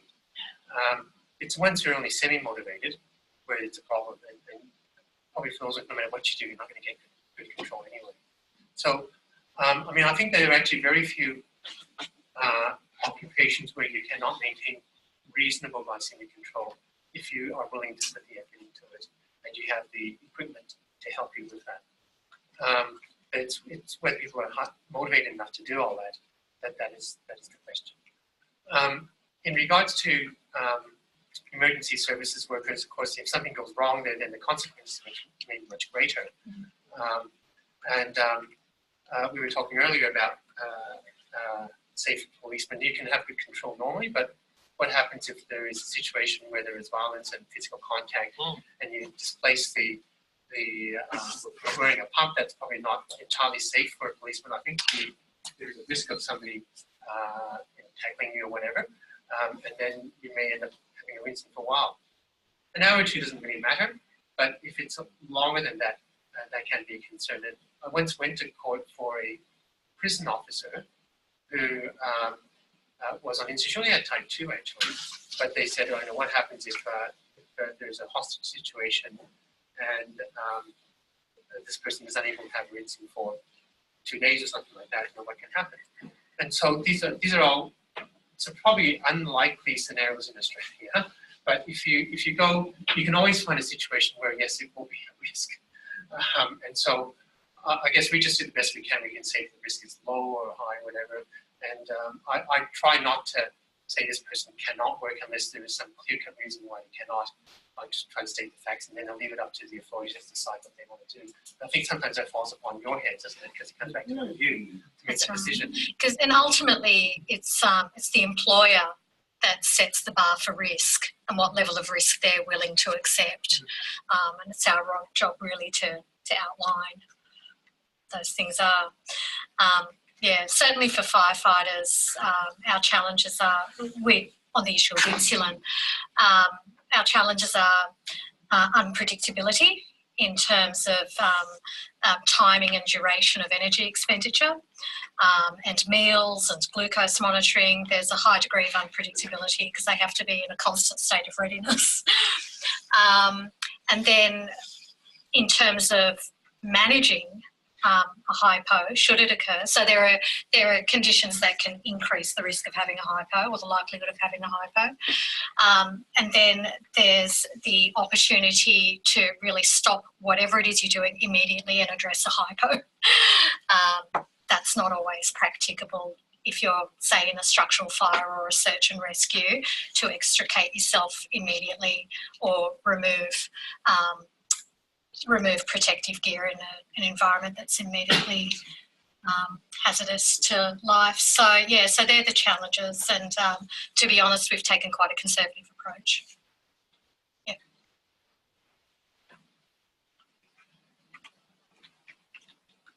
Do you have any firefighters on an insulin pump? Pump, no. The other, actually, this is a question. The other issue with in terms of machinery function, how waterproof are these pumps? Because they wear, firefighters, the gear that they wear that keeps heat out also traps metabolic heat. So you'll be wet as a fish before you even do anything wearing structural firefighting gear. Yeah, generally they're meant to be waterproof, but okay. They're not temperature proof. So in extremes of temperature, they will fail. Yeah. But I think that in terms of firefighters, I would actually think a pump is safer than having subcut injections, because when you've given a subcut injection, you've given it. You can't change it. That's right. Yeah, it's in there. And we've certainly we've certainly had a scenario, and this is how we learnt about this fellow's insulin use, where he'd sat down to have his meal, had his injection. Called out to a fairly protracted incident, and by the time he got back to the station, had a hypoglycemic seizure. But he had other issues in his ability to manage his condition. But yeah, that's a very real scenario. And, people, propose, some solutions such as, perhaps they can have, if they are on that traditional basal bolus, perhaps they can have their bolus immediately after they eat, or things like that. So I mean, there are ways you can slice and dice it, but when you really look at all the variables and and the actual consequence, often the consequence will really push up the risk rating.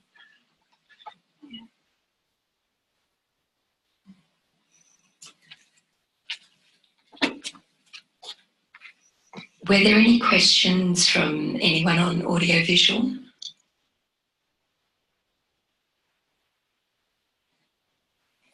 Okay, silence. I'm hoping that's because we can actually connect with you, or not.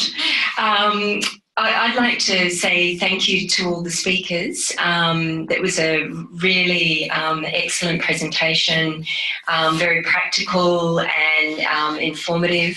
And I've just got a few little things that I forgot to bring over, but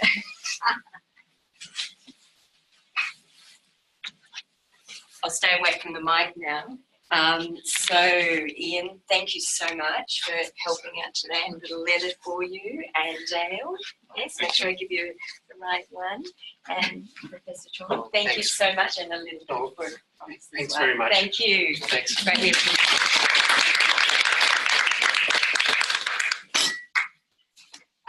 Keep looking at your emails. Where the regional committee will be meeting immediately after this meeting today. We've yet to finalise the next date, but it will come on an email and then the usual newsletter. So thank you so much. And please, if anyone has any ideas for future presentations, feed them back to myself, the regional committee. We greatly appreciate that. Thank you.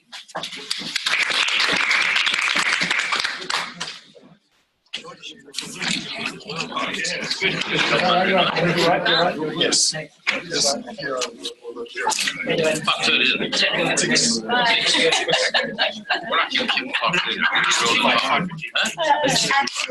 was really good. Yeah, really good. Yeah. It's a recent memory. The last memory is good. Just exactly. You come at 5:30 because it's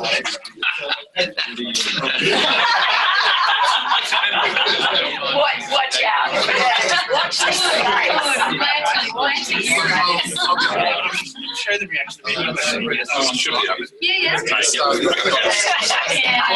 say the hard seat. Well, can I say there are some that say they have decided that they don't